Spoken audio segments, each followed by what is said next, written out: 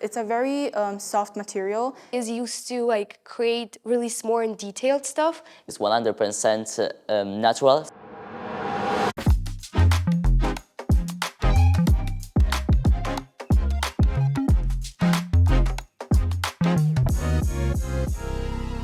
H-Farm Design and Technology course is a program that is going to last 1 year, and the students are going to develop their skills in creativity, problem solving and ergonomics.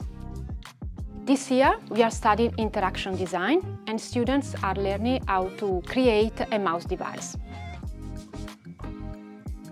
The idea of my project came from, first of all, searching online and finding some inspirations, and it's basically a mouse where a hand can go on there as comfortable as possible, since I tried to implement the comfortability of the user more in the product instead of more the aesthetically.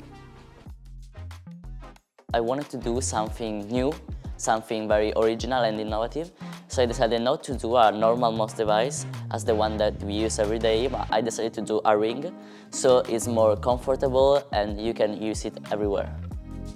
I picked a heart shape because I think it was a pretty cool idea and unique, but I wanted to make something different and new, and to leave it on your desktop and make it really colorful and pop.